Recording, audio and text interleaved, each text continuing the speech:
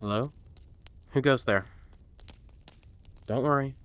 There's no need to be afraid. Please, join me by my fire. There you are. And who might you be? I see. As for myself, well, I'm Hale, and I'm something of a traveling storyteller. What's that? Don't believe me?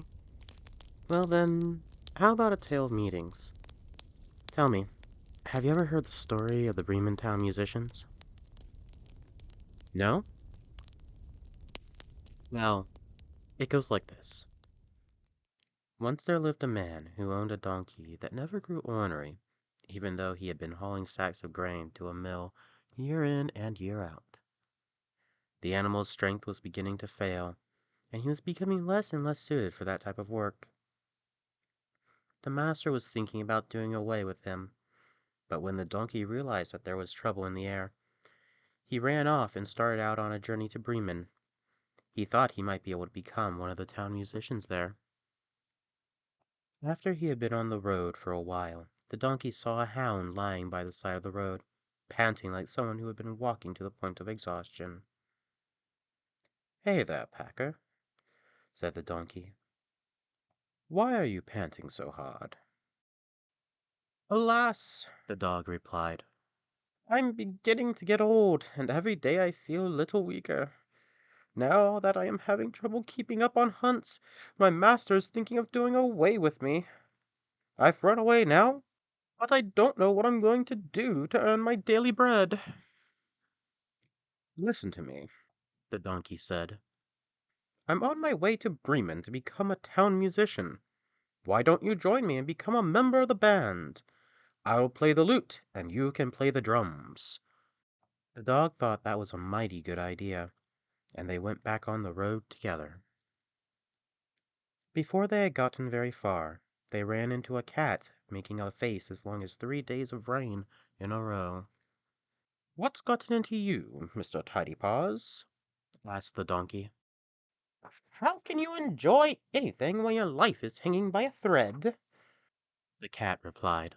"Just because I'm getting old and my teeth aren't as sharp as they used to be, and just because I'd rather sleep near the oven and purr than chase mice, my mistress is starting to think about drowning me. It's true that I managed to get away in time, but now I need some good advice. Where in the world should I go?" "Come with us to Bremen. As an expert in nighttime serenades, you'll make a good town minstrel."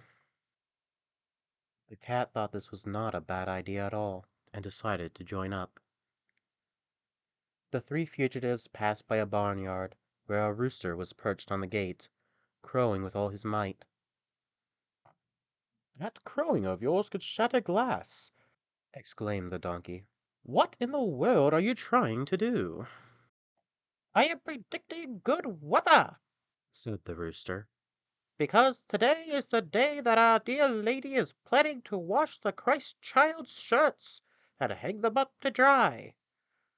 But my old mistress is heartless.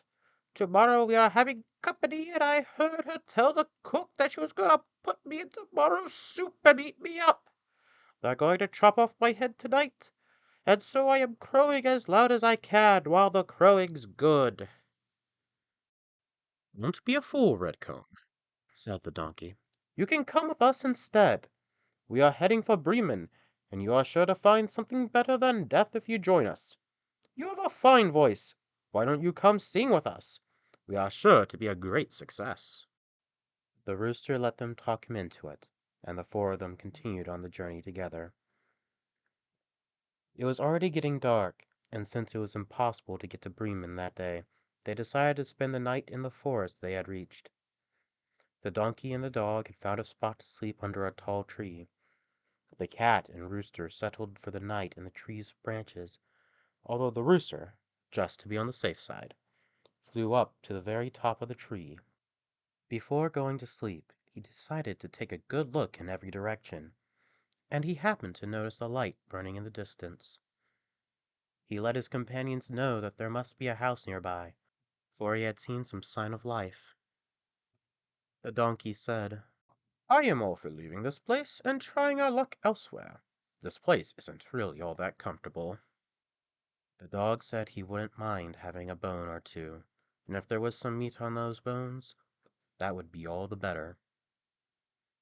And so they headed off in the direction of the light, which grew more and more vibrant, until they reached a brightly lit house where some robbers were living.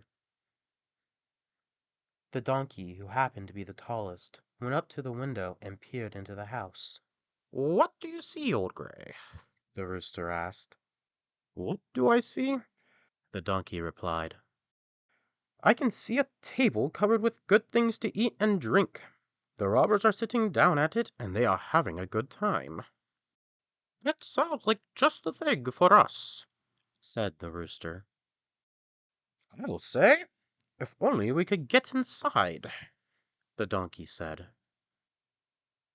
The animals went into a huddle to figure out how to chase the robbers out of there, and finally they hit on a plan. The donkey got onto his hind legs and put his front legs down on the window ledge. The dog jumped up on the donkey's back, the cat climbed up on the dog, and finally the rooster flew up to the very top and perched on the cat's head. When they were in formation, someone gave a signal, and they started making their music. The donkey brayed, the dog barked, the cat meowed, and the rooster crowed.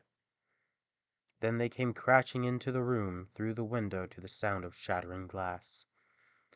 The robbers, who were so sure that a ghost had burst into the room, nearly jumped out of their skin in terror and fled into the woods.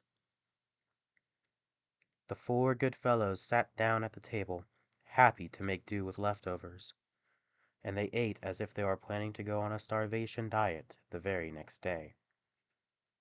When the minstrels had finished eating, they put out the light, and each one looked for a place which would be just the right size, and comfortable to boot.